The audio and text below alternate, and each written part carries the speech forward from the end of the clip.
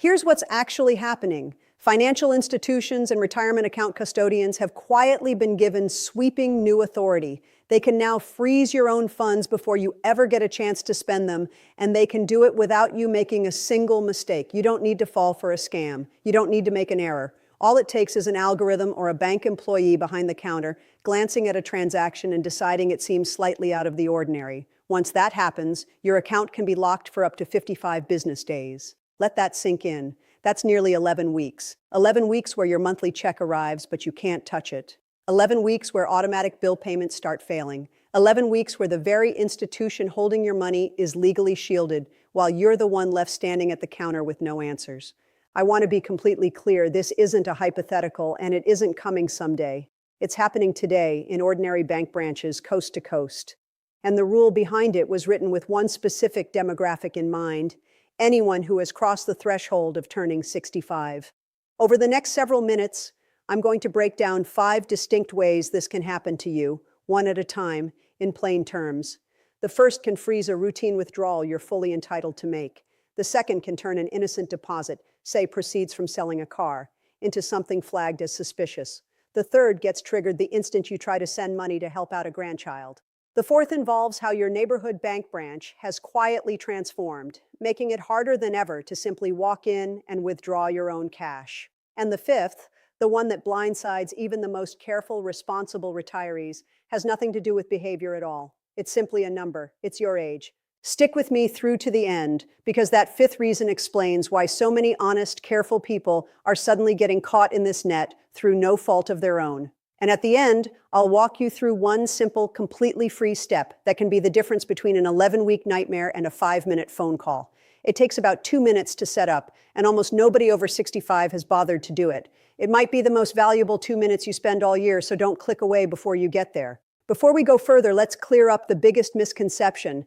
This isn't about carelessness. It isn't about being tricked by a scammer. The freeze isn't a punishment for a bad decision. It's often triggered by a completely reasonable decision that simply looked unusual on a screen somewhere. That means this applies to virtually every person over 65 with money in a bank or retirement account, whether your balance is $5,000 or $500,000. And if you have aging parents, this matters just as much to you, because you're the one who's going to get the panicked phone call the day their account locks up. Quick introduction. I'm Walter Sinclair, a state-licensed estate attorney. For over 15 years, I've worked with families navigating exactly this kind of situation: bank accounts, trusts, powers of attorney, and the fallout when someone suddenly loses access to money they've relied on for decades. This isn't about investment strategy or picking the right stock. It's about something far more basic: making sure the money you've already earned and already saved is actually there when you need it. Let me tell you about a man I'll call Arthur, because his experience captures this problem better than almost any other case I've handled. Arthur is 71 and lives outside Sarasota.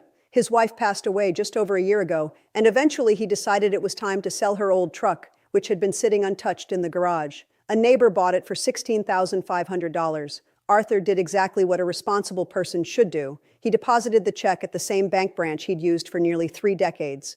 3 days later, he tried to pay his property taxes, and his card was declined. After sitting on hold for the better part of an hour, he was told his account had been placed under a protective hold due to an unusual deposit, and that it could remain frozen for weeks while the bank reviewed it. A 71-year-old widower, locked out of his own funds simply for selling his late wife's truck, treated like a suspect for doing everything right. Arthur's situation isn't rare anymore. In fact, it's becoming the most common version of this problem I encounter, and understanding why it happens explains the entire system. Banks aren't suddenly more protective of you. They're protecting themselves. Seniors lose billions of dollars annually to fraud, and for years, financial institutions faced backlash whenever an elderly customer was manipulated into wiring money to a criminal. So regulators handed banks a legal shield.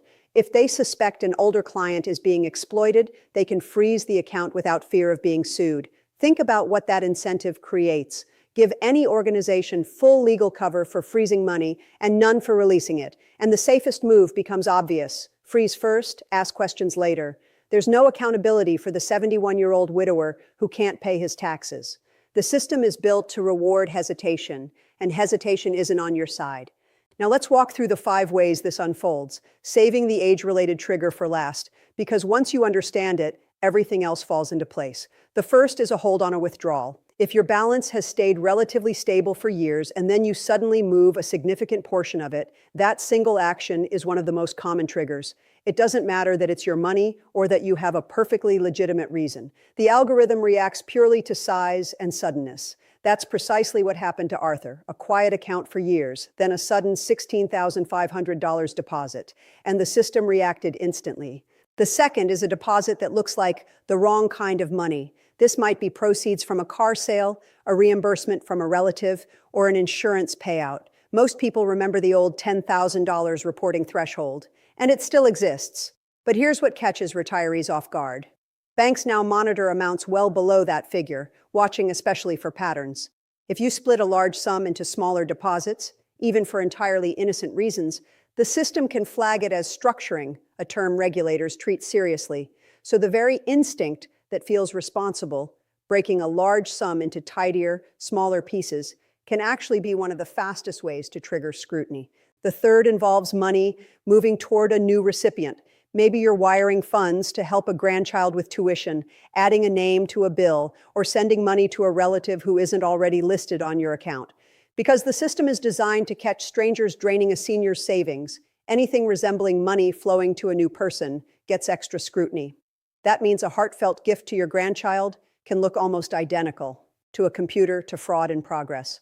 The fourth is different. It's not about a single transaction, but about how your physical bank branch itself has changed. Many banks have quietly converted branches into advisory centers, eliminating teller lines and keeping minimal cash on site. Withdrawing a large amount or requesting a cashier's check often now requires booking an appointment days in advance. What used to be routine, walking in and withdrawing a few $1,000s the same day, has vanished in many locations, and every additional step introduced is another opportunity for a hold to be placed. Now, the fifth reason, and this one troubles me more than the others because unlike the first four, it isn't something unusual you could avoid by acting differently. It already happened to you and you never even felt it. If you hold a retirement or investment account, and nearly everyone over 65 does, even an old 401k from a job you left years ago, the company managing it follows a rule that applies to exactly one category of person. In their own language, they call this group a specified adult. Their definition is simple: anyone 65 years of age or older. That's the entire criteria. The moment you turned 65, your accounts were quietly reclassified into a category that permits holds a younger account simply isn't subject to. Here's what that classification actually enables. The firm can place a temporary hold on any withdrawal if it merely suspects you might be the target of exploitation. Notice that word, suspects, not proves, not confirms. A suspicion is enough. That hold can begin at 25 business days. And if the firm escalates its concern to a state regulator, another 30 business days can be added. 25 plus 30 comes to 55 business days. And because weekends and holidays don't count, that stretches to nearly 11 full weeks where your own retirement savings sit frozen while you're simply told to wait. Let me share a real example, with identifying details changed. A woman in her late 60s wanted to withdraw funds from her retirement account to replace her roof before winter set in. About as ordinary a request as exists. But she'd recently transferred that account to a new custodian. The amount exceeded anything they'd seen from her before, and it was heading to a contractor they didn't recognize. To their system, that combination resembled the classic profile of an elderly person being manipulated by a stranger, so they froze it. By the time the hold was resolved, her contractor had taken another job, and the first heavy storm of the season had already come through her ceiling. She was never being exploited. She was just trying to fix her roof. But the system doesn't ask about intentions. It only recognizes patterns, and her perfectly reasonable plan happened to match one it's trained to distrust. That's the fifth way, and now you understand why I saved it for last. The first four involve something that at least appeared unusual. This one requires nothing at all. It's simply the number attached to your birthday. You crossed a line you never knew existed, and on the other side, the rules governing your own money silently shifted. And there's one more layer stacked on top of all five, reaching money you probably never imagined the bank was even watching. It used to be that only large cash transactions drew attention. That's no longer accurate. The same monitoring system now tracks everyday digital transfers, Venmo, Zelle, and similar apps your grandchildren likely introduced you to. For some of these platforms, the threshold that triggers review has dropped toward just $600, and the system tracks rhythm, not just size. So if you send the same modest amount to a family member every month, that consistent pattern alone can start to look suspicious. In your mind, you're simply helping your granddaughter cover groceries. The system sees repeated money movement from an older person to a younger one, and that's exactly the pattern it's designed to distrust. Here's what genuinely troubles me about all of this. The fraud these systems target is real. Some seniors genuinely are being exploited, and occasionally a hold does stop a thief in their tracks. But tools built to catch a small number of bad actors end up ensnaring everyone. And the person who pays the price is almost never the criminal. It's Arthur. It's the woman with a hole in her ceiling. It's the honest retiree who moved their own money for a completely normal reason and suddenly couldn't reach it. Now let's get to the part that actually protects you, because there are specific steps that turn an 11-week freeze into a single phone call. And the encouraging news is that nearly all of them are free. This first one is the promise I made at the start. It costs nothing, takes about 2 minutes. And if you remember only one thing from this entire video, let it be this. Almost nobody over 65 has done it. Yet it's the single biggest factor separating a freeze that ruins your month from one resolved the same afternoon. Nearly every bank and retirement custodian now offers something called a trusted contact. It's a short form where you list the name and phone number of someone you trust, typically an adult child or close relative. That person can't touch your money or move a single dollar. But if the institution ever becomes concerned and places a hold, they're permitted to call your trusted contact simply to confirm you're safe and acting independently. Without a name on file, there's no one to call, and the cautious default becomes leaving the freeze in place indefinitely. With a name on file, a hold that could have dragged on for weeks can often be lifted with one quick conversation. Let me show you the flip side, because I've watched this play out both ways. I once worked with a woman I'll call Margaret, whose situation nearly mirrored Arthur's. She also sold a vehicle and made a large, unusual deposit into a long dormant account, and her bank flagged it exactly the same way his was flagged. But 2 years earlier, Margaret had added her daughter, Claire, as a trusted contact, a process that took roughly 4 minutes at the branch. When the flag went up, the bank called Claire, who confirmed her mother had simply sold a car, and the hold was released that same afternoon. Identical deposit, identical suspicious pattern as Arthur's case, yet the only difference between an afternoon of mild inconvenience and weeks of being locked out was one name on one simple form. So this week, please call your bank and your retirement account provider and add a trusted contact to every account you hold.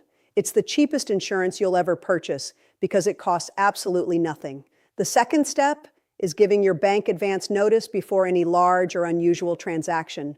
If you're planning to sell a vehicle, move a significant sum, or make a genuine gift to family, call ahead or stop by the branch and explain it beforehand.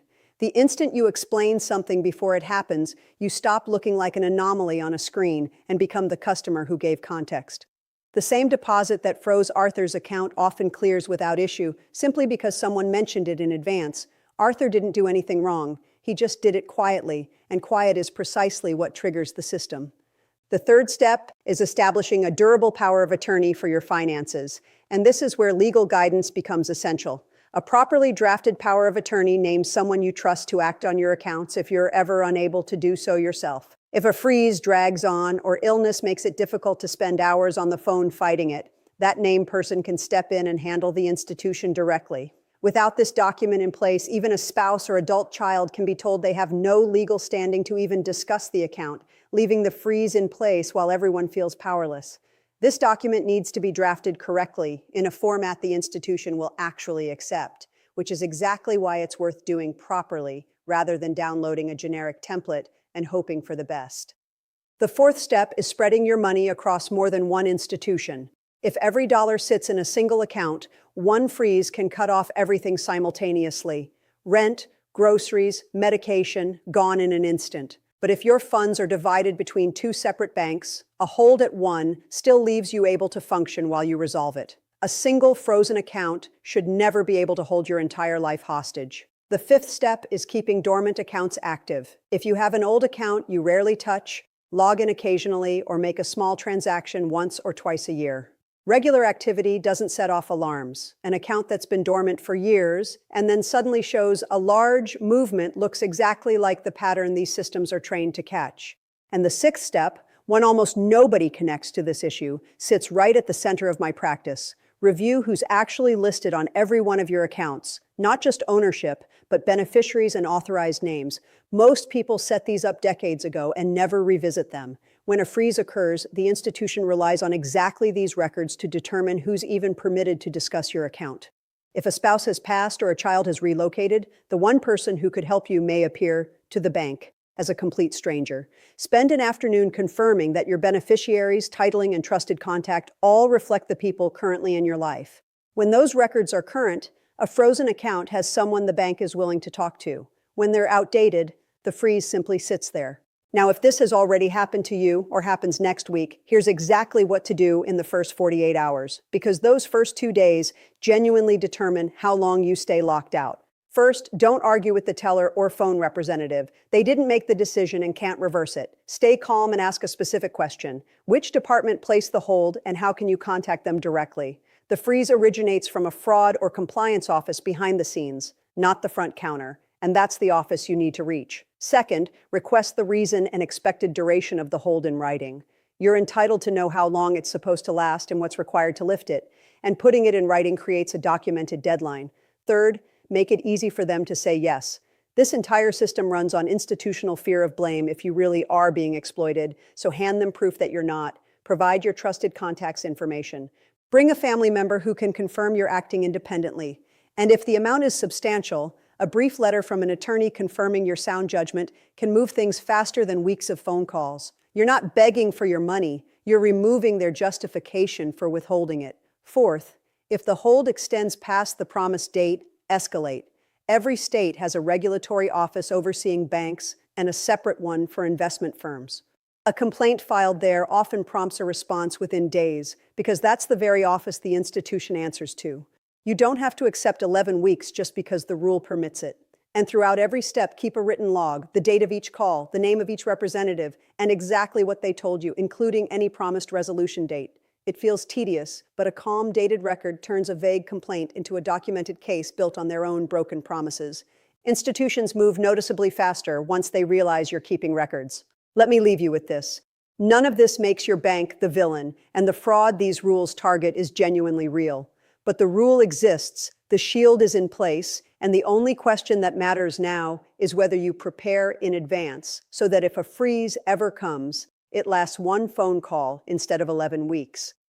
Arthur had no idea any of this existed before it happened to him. Now you do. So this week, do the two things almost nobody gets around to. Call your bank and retirement provider and add a trusted contact to every account, and make sure you have a properly drafted financial power of attorney in place. Those two simple actions are what stand between an ordinary Tuesday and nearly 3 months locked out of your own savings. And if you know anyone over 65 who keeps their money in a bank, please share this with them. It costs nothing, and it might be the reason their rent gets paid on time next month instead of bouncing.